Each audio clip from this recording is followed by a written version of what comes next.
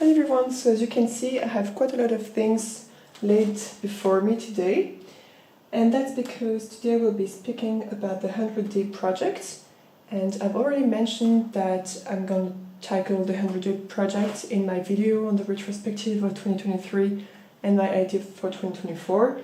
And like I said in this video, I want to do more long-term projects this year, and I thought it would be nice to explain what I've been doing so far to achieve that and how it will impact also my YouTube videos for the year. So basically the 100-day project, so you don't have to do it in 100 days in a row, but it's just basically to set your objectives for 100 days.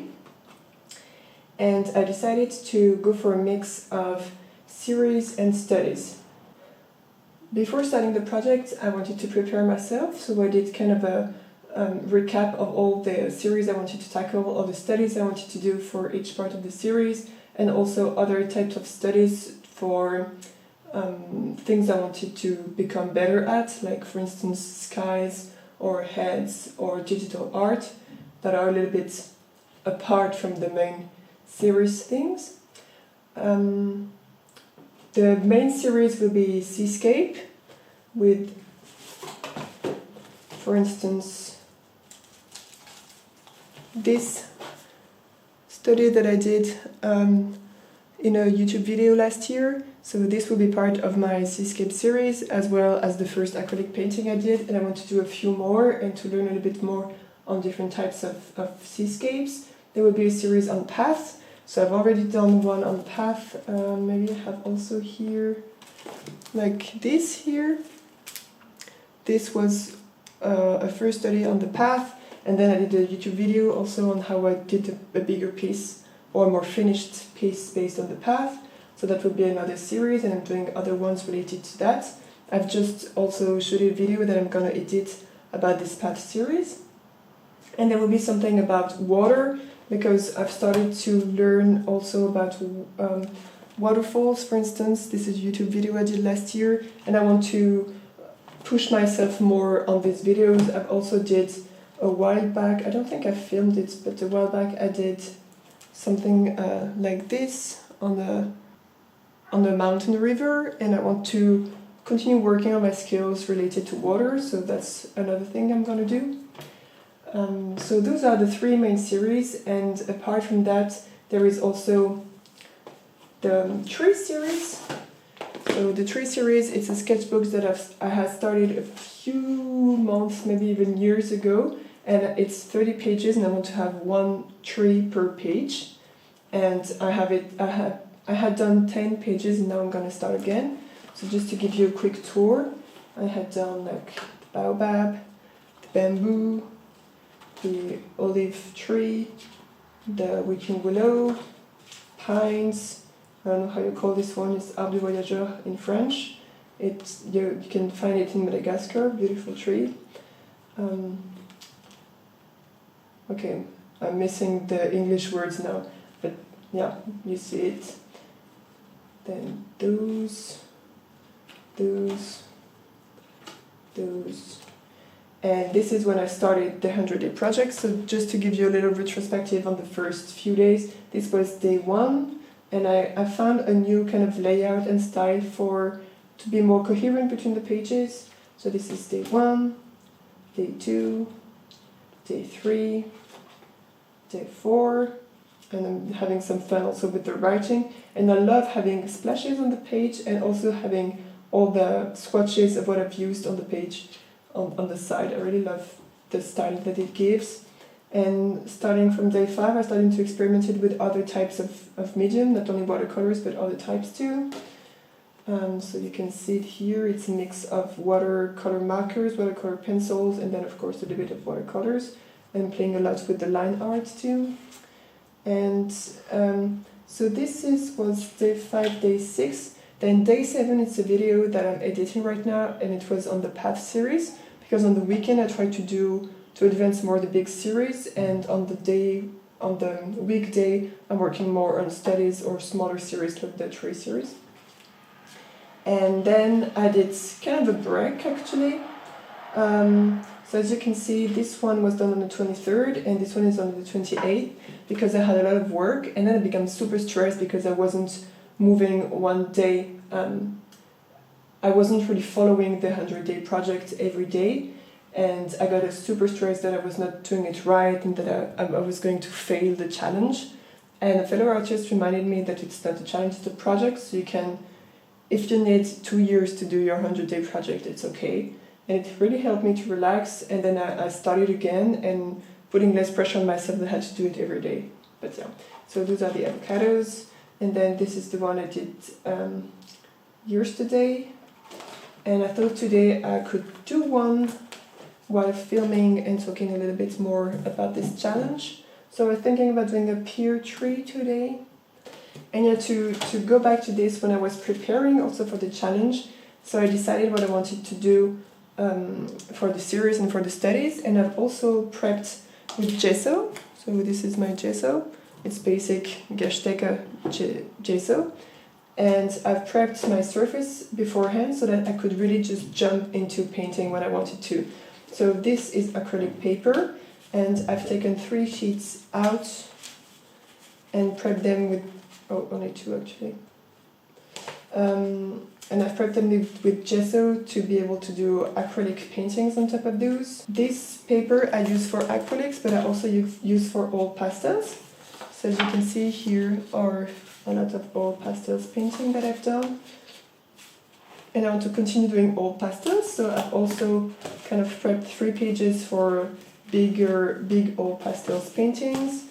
Then I have those are little postcards. So it's kind of watercolor paper, and I've used them already for, I don't know, playing and having fun. And I've gessoed some of them, and I've tried also to keep some texture on the gesso to see how it would behave when you have a very textured gesso. And some I didn't prep, so I can use like straight gouache on them or something like that. And I've also thought about using more my toned paper because I don't use them that much, and it will be cool. I have a grey one too, and it would be cool to use them with gouache and with opaque medium like oil pastels. So I want to continue experimenting with oil pastels. I also have pastels like soft pastels now, and I've prepped 3 canvases too. And I've even bought some transparent gesso because I have wood panels, and I'm interested also to try to paint on wood panels. So yeah, that's just to give you an overview of what I want to tackle in these 100 days. And you will see bits and pieces of all of this in my videos, and I hope you will like the journey and enjoy taking the journey with me. So now let's move on to this. And I don't know how well I will do that, but I'm trying to film every now and then when I'm doing this daily challenge, this daily project, and I will try to add bits and pieces of that when I'm editing this video so that you can also see that. So what I'm doing usually when I'm doing these trees is having the global tree, like the shape, trying to capture this shape of the tree with my fine liners, because I think it's a fun way to work on my drawing skill for trees, and I try to really do this quick, so I don't want to spend like 1 hour on each tree. It's mostly quick studies, 20 minutes per tree or something like that. And it also helps me keep motivated for this project.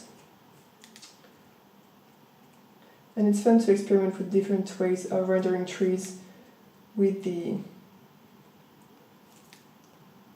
fine liners. I'm trying to show a little bit the shape of the tree.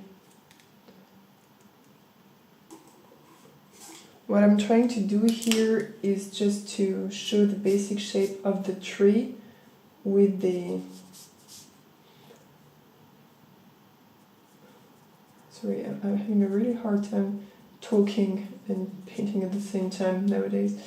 So just showing the basic shape of the tree with its flowers. So it's fun because it's not realistic, of course, and it's a little bit of funky colors, but I think it's nice to have something like that. And then here I'm going to be putting the the fruit, and the fruit I'm going to be painting with watercolors. As the paper is not working super well with watercolors, I can't really do strong wet into wet or anything like that, so usually I'm just trying to do a first layer of kind of wet into wet, and then I'm working much more, just putting the colors to the side so that I don't forget them, and then I'm working much more dry. I was trying not to use too much sap green because I use a lot of sap green when doing my green. I just love the sap green color, and I have 2 brands of sap green, the White Knights and the Winsor & Newton Cotman, and I just love every type of sap green in the world, I think. But I'm trying to move away from always using sap green and using colors I don't use as much, like Viridian or darker colors. And same, I'm trying to force myself not to use always the same type of, not always go for my go-to colors, because you kind of become addicted in a way to these colors and you don't use other colors as much.